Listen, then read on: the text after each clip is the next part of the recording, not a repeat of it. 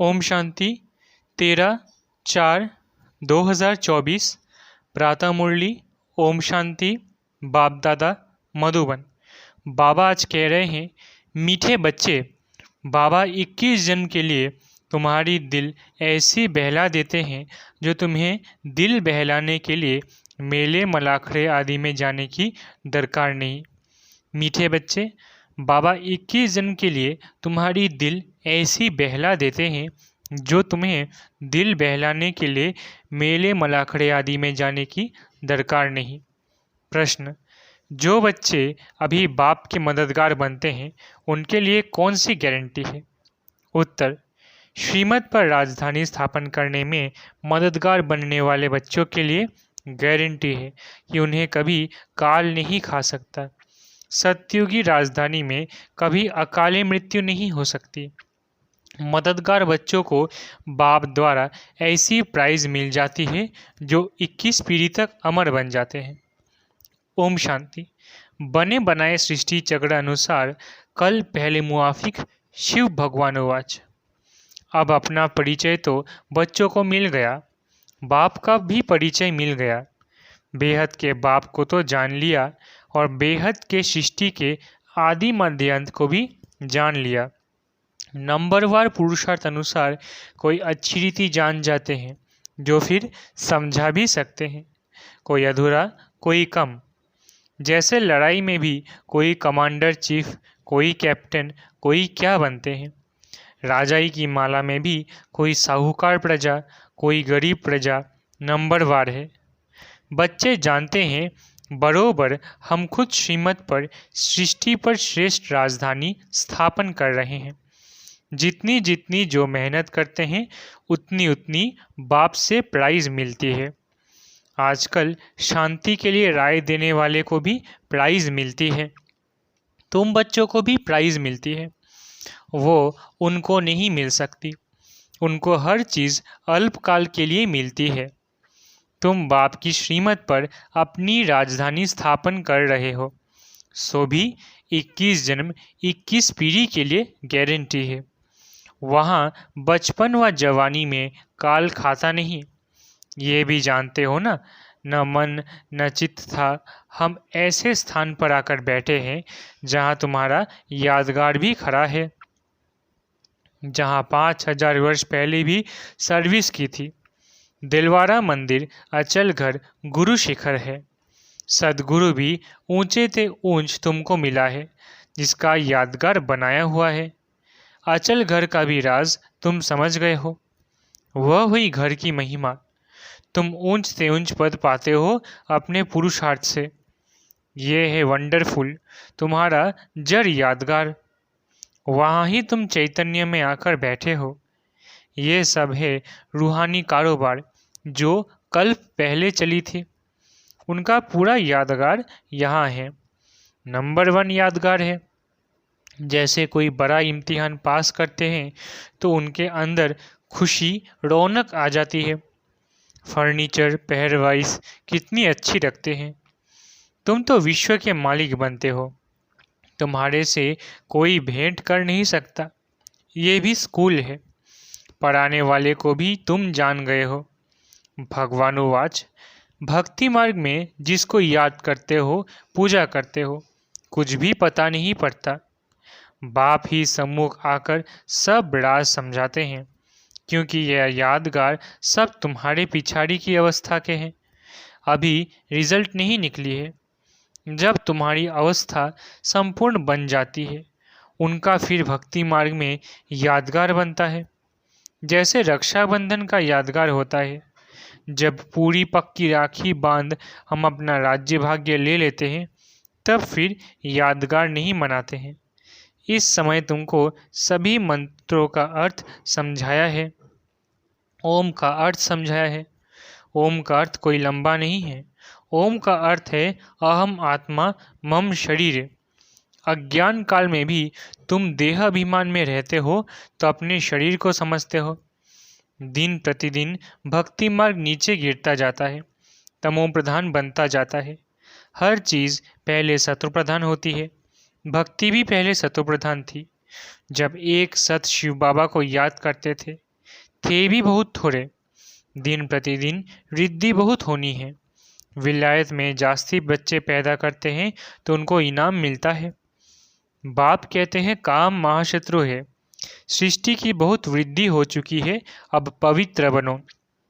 तुम बच्चे सृष्टि के आदि मध्य अंत को अब बाप द्वारा जान चुके हो। सत्युग में भक्ति का नाम निशान नहीं है। अभी तो कितनी धूमधाम है, मेले मलाखड़े बहुत लगते हैं। जो मनुष्य जाकर दिल को बहलाए, तुम्हारा दिल तो बाप आकर बहलाते हैं 21 जन्मों के लिए, जो तुम सदैव बहलते रहते हो। तुमको कभी मेले आदि में जाने का ख्याल भी नहीं आएगा। कहाँ भी मनुष्य जाते हैं सुख के लिए।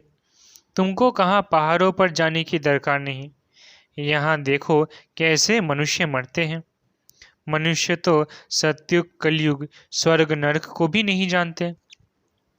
तुम बच्चों को तो पूरा ज्ञान मिला है। बाप नहीं कहते हैं कि मेरे साथ तुमको रहना है, तुमको घर बार भी संभालना है। बच्चे जुदा तब होते हैं जब कोई खिटखिट होती है, फिर भी तुम बाप के संग रह नहीं सकते हो। सब सतोप्रधान बन नहीं सकते। कोई सतो, कोई रजो, कोई तमो अवस्था में भी है। सब इकट्ठे रह नहीं सकेंगे। ये राजधानी बन रही है। जो जितना जितना बाप को याद करेंगे उस अनुसार राजधानी में पद पाएंगे। मुख्य बात है ही बाप को याद करने की। बाप स्वयं बैठ ड्रिल सिखलाते हैं। ये है डेड साइलेंस। तुम यहाँ जो कुछ देखते हो उनको देखना नहीं है, देह सहित सब का त्याग करना है। तुम क्या देखते हो? एक तो अपने घर को और पढ़ाई अनुसार जो पद पाते हो, उस सत्युगी राजाई को भी तुम ही जानते हो। जब सत्युग है तो त्रेता नहीं, त्रेता है तो द्वापर नहीं, द्वापर है तो कलयुग नहीं। अब कलयुग भी है, संगम युग भी है। भल तुम बैठे पुरानी दुनिया में हो, परंतु बुद्धि से समझते हो हम संगम युगी है। संगम युग किसको कहा जाता है ये भी तुम जानते हो। पुरुषोत्तम वर्ष, पुरुषोत्तम मास, पुरुषोत्तम दिन भी इस पुरुषोत्तम संगम पर ही होता है। पुरुषोत्तम बनने की घड़ी भी इस पुरुषोत्तम युग में ही है। ये बहुत छोटा लीप युग है। तुम लोग बाजुली खेलते हो जिससे तुम स्वर्ग में जाते हो। बाबा ने देखा है कैसे साधु लोग अथवा कोई कोई बाजुली खेलते खेलते यात्रा पर जाते हैं, बड़ी कठिनाई उठाते हैं। अब इसमें कठिनाई की बात नहीं, ये है योग बल की बात है। क्या याद की यात्रा तुम बच्चों को कठिन लगती है? नाम तो बहुत सहज रखा है, कहाँ सुनकर डर ना जाए। कहते हैं बाबा हम योग में रह नहीं सकते, बाबा फिर हल्का कर देते हैं। ये है बाप की याद। याद तो सब चीज़ों को किया जाता है। बाप कहते हैं अपने को आत्मा समझो। तुम बच्चे हो ना, ये तुम्हारा बाप भी है, माशूक भी है। सब आशिक उनको याद करते हैं। एक बाप अक्षर भी काफ़ी है। भक्ति मार्ग में तुम मित्र संबंधियों को याद करते, फिर भी हे प्रभु हे ईश्वर ज़रूर कहते हो। सिर्फ पता नहीं वो क्या चीज़ है। आत्माओं का बाप तो परमात्मा है। इस शरीर का बाप तो देहधारी है। आत्माओं का बाप अशरीरी है, वो कभी पुनर्जन्म में नहीं आते और सभी पुनर्जन्म में आते हैं, इसलिए बाप को ही याद करते हैं। जरूर कभी सुख दिया है, उनको कहा जाता है दुख हरता सुख करता, परंतु उनके नाम रूप देश काल को नहीं जानते हैं। जितने मनुष्य उतनी बातें, अनेक मत हो गई है। बाप कितना प्रेम से पढ़ाते हैं। वो है ईश्वर, शांति देने वाला। कितना उनसे सुख मिलता है। एक ही गीता सुनाकर पतितों को पावन बना देते हैं। प्रवृत्ति मार्ग भी चाहिए ना। मनुष्यों ने कल्प की आयु लाखों वर्ष कह दी है, फिर तो अनगिनत मनुष्य हो जाते हैं। कितनी भूल की है। ये नॉलेज तुमको अभी मिलती है, फिर प्राय लोप हो जाती है। चित्र तो है जिनकी पूजा होती है, परंतु अपने को देवता धर्म का समझते नहीं है। जो जिनकी पूजा करते हैं वो उस धर्म के हैं ना। ये समझ नहीं सकते कि हम आदि सनातन देवी देवता धर्म के हैं, उनकी ही वंशावली है। ये बाप ही समझाते हैं।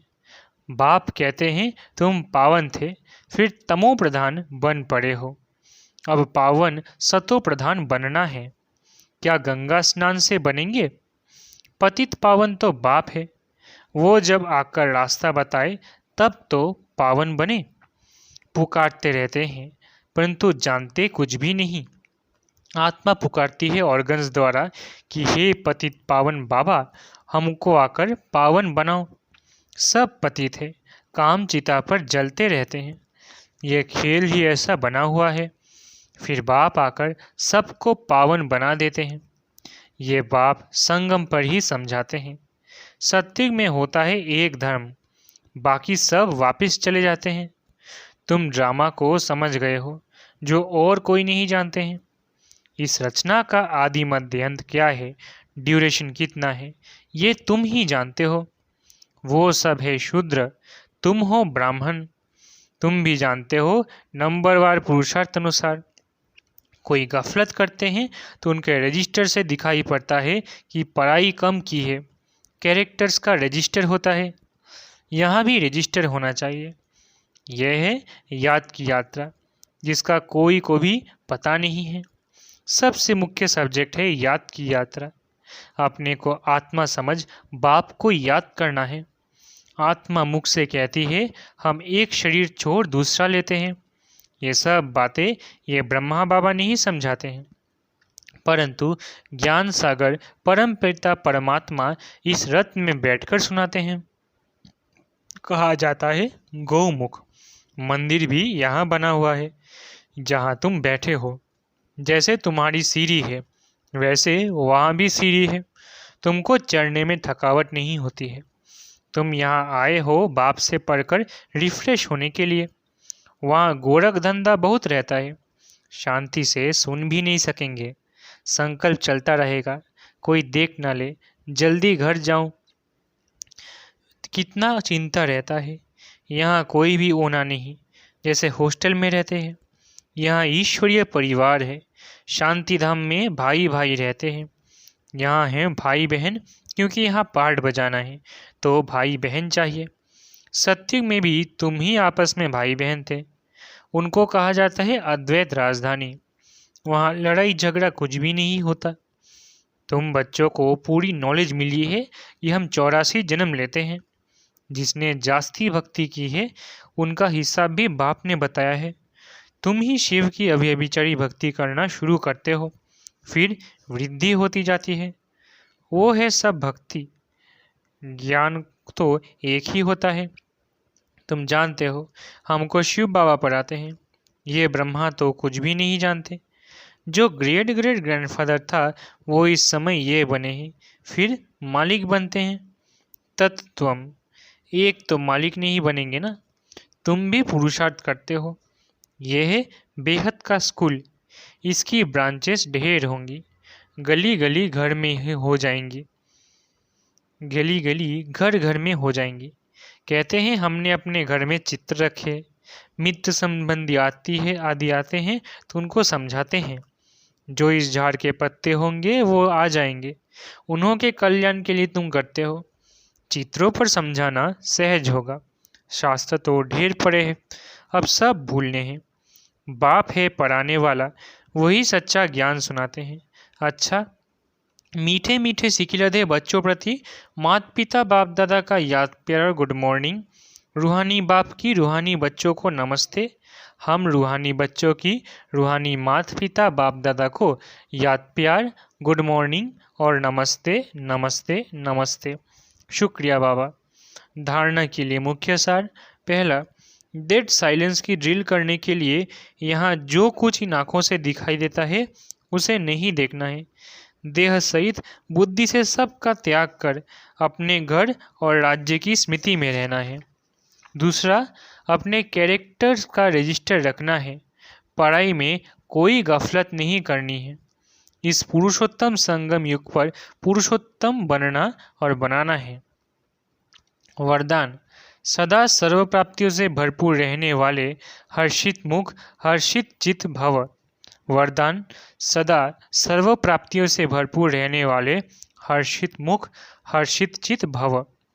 जब भी कोई देवी या देवता की मूर्ति बनाते हैं तो उसमें चेहरा सदा हर्षित दिखाते हैं। तो आपकी इस समय के हर्षित मुख रहने का यादगार चित्रों में भी दिखाते हैं। हर्षित मुख अर्थात सदा सर्व प्राप्तियों से भरपूर। जो भरपूर होता है वही हर्षित रह सकता है। अगर कोई भी अप्राप्ति होगी तो हर्षित नहीं रहेंगे। कोई कितना भी हर्षित रहने की कोशिश करे, बाहर से हंसेंगे लेकिन दिल से नहीं। आप तो दिल से मुस्कुराते हो क्योंकि सर्व प्राप्तियों से भरपूर हर्षित चित है। स्लोगन, पास विद ऑनर बनना है तो हर खजाने का जमा खाता भरपूर हो। स्लोगन, पास विद ऑनर बनना है तो हर खजाने का जमा खाता भरपूर हो। अच्छा, ओम शांति। शुक्रिया बाबा।